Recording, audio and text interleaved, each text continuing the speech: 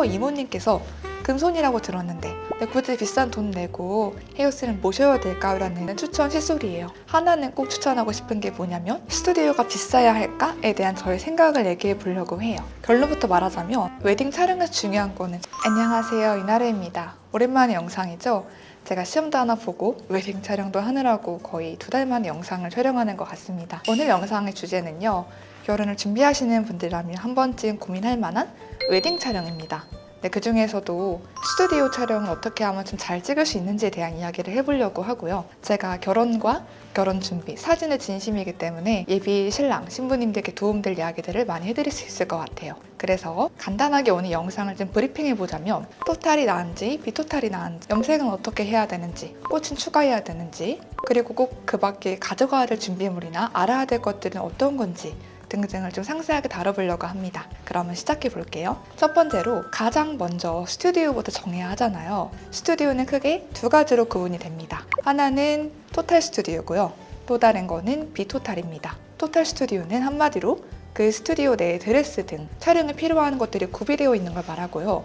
비토탈은 보통 외부 드레스 샵에서 대여를 해서 촬영만 하는 스튜디오를 말합니다. 대부분은 토탈이 조금 더 저렴한 편인 것 같아요. 근데 왜냐면 그 샵 안에 드레스가 있기 때문에 드레스를 투어하고 또 대여하는 데 오는 비용을 줄일 수가 있거든요. 근데 사실 비용도 비용이지만 시간적으로 토탈이 간편해요.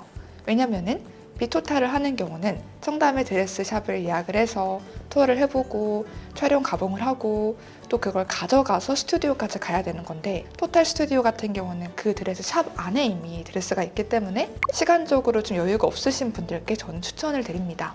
다만 중요한 게 있어요. 많은 분들이 토탈 스튜디오를 이용하는 경우에 당일날 방문하셔서 처음으로 드레스를 보고 고르시는 경우가 있는데, 기왕이면은 스튜디오에 미리 전화를 해서 사전 피팅을 할 수가 있거든요.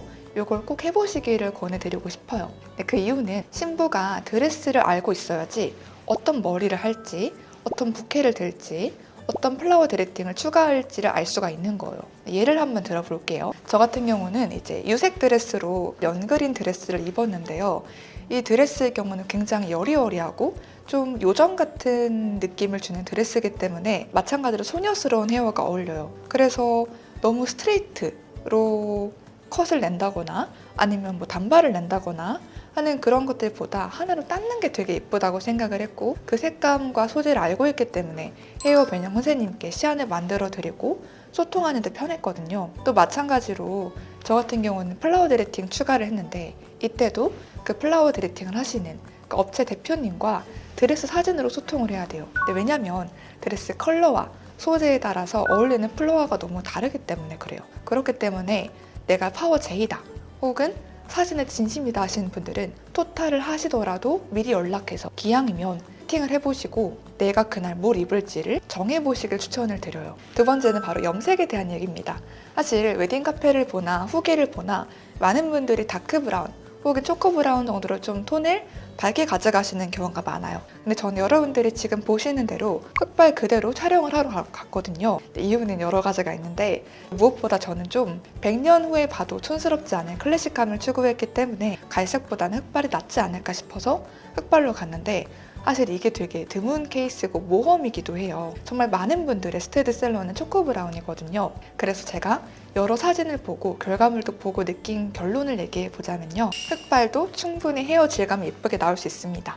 근데 다만 흑발로 하시는 분들은 머리가 뭉치게 보이지 않기 위해서 헤어 변형쌤의 섬세한 고데기가 필요해요. 근데 왜냐면 블랙은 빛을 좀 덜 반사하고 어둡잖아요. 근데 그렇기 때문에 자칫하간 덩어리로 보일 수 있고, 저도 이렇게 사진을 보면은 한쪽으로 따은 머리는 조금 덩어리져서 보여요.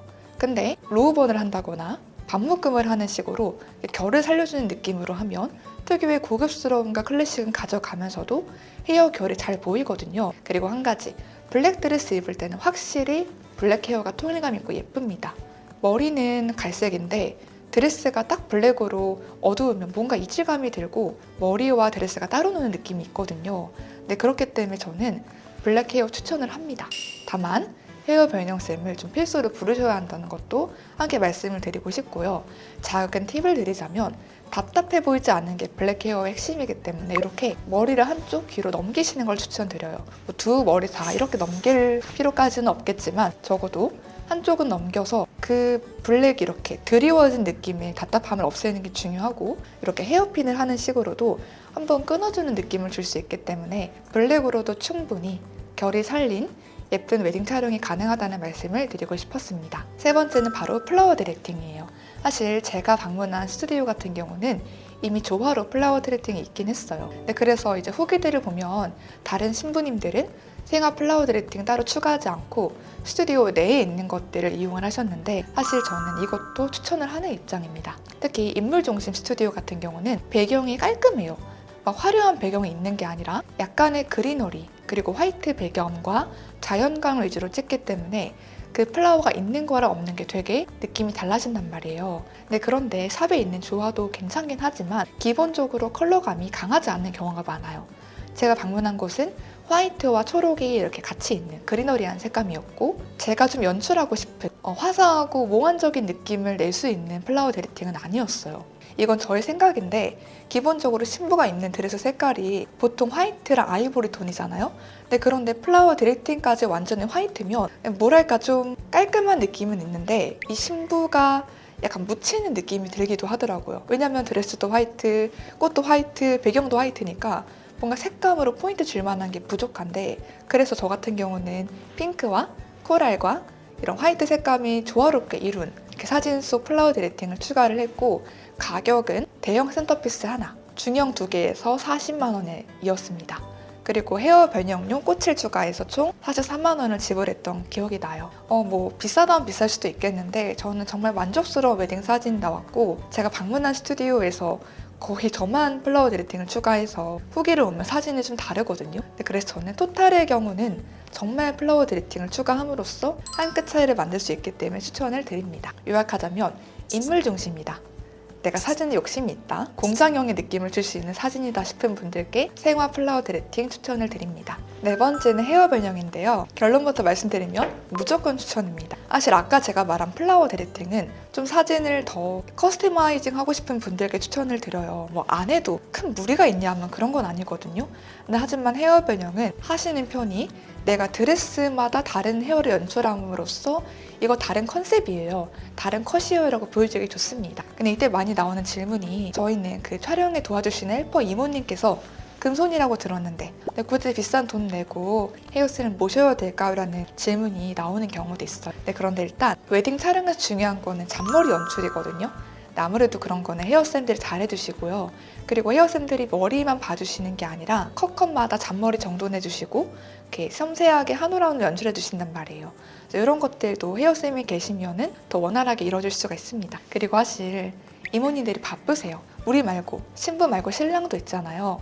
헤어쌤이 우리를 봐주시면 이제 헬퍼 이모님들은 신랑의 옷 매무새나 작가님과 여러 디렉팅이나 등등을 봐줄 수 있기 때문에 저는 40만 원 정도 추가해서 헤어 변형사님을 출장을 모셔오기를 권해드립니다. 결과물을 봤을 때 후회하지 않으실 거라고 생각을 해요. 만약에 좀 비용을 줄이고 싶은 분들은 4시간 촬영 기준으로 모든 시간을 다 부르기보다 적어도 3시간, 정말 좀 빠듯하면 2시간 정도라도 불러서 중간중간에 헤어를 2-3번 바꾸신다면 원하는 결과물이 나올 거라고 생각을 합니다. 5번째는 신랑 맞춤 예복입니다. 사실 이것도 정말 케바케인데 제가 신랑에게 물어봤어요.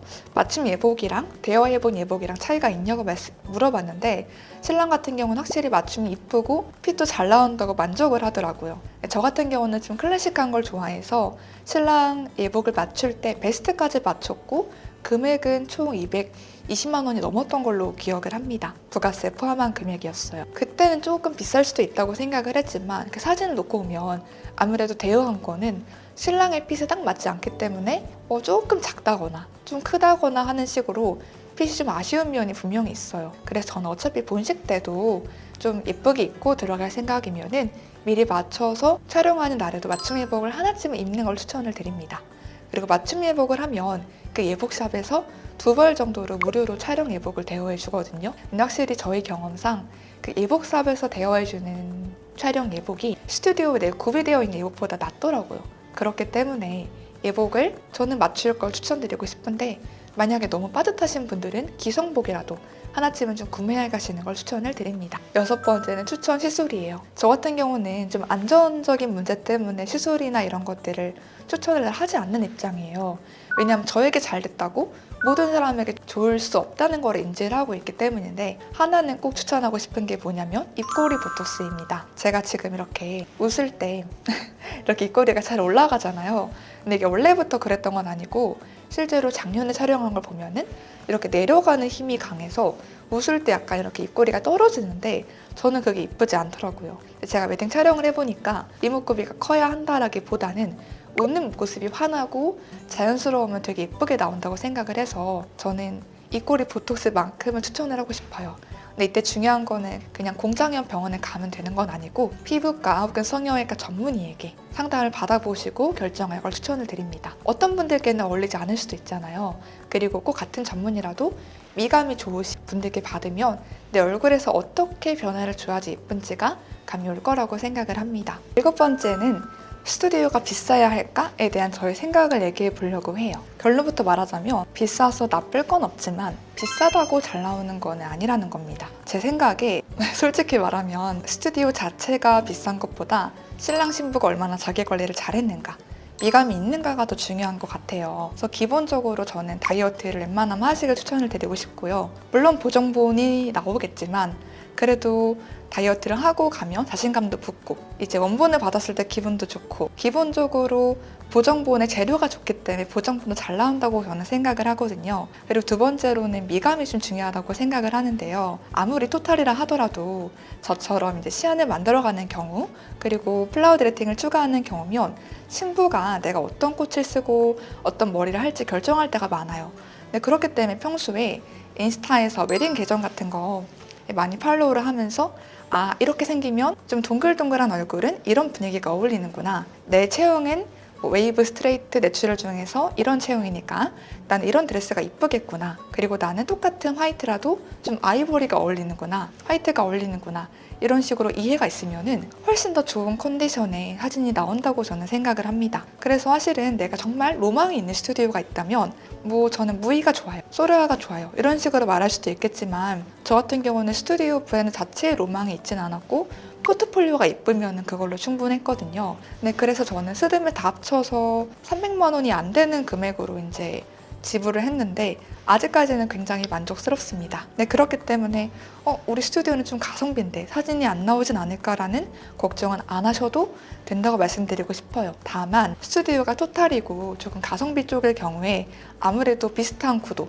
비슷한 드레스로 찍는 경우가 많기 때문에 이런 분들은 우리만의 소품을 가져간다거나 플라워 드레팅을 추가한다거나 혹은 머리를 좀 독특하게 한다는 식으로 약간씩의 커스터마이징은 필요하다고 생각을 해요.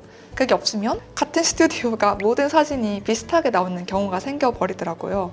네, 그렇기 때문에 신부 신랑이 연구를 많이 해간다면 비싼 스튜디오를 못지않은 좋은 결과물이 나온다고 생각을 합니다. 그래서 오늘 준비한 영상은 여기까지고요.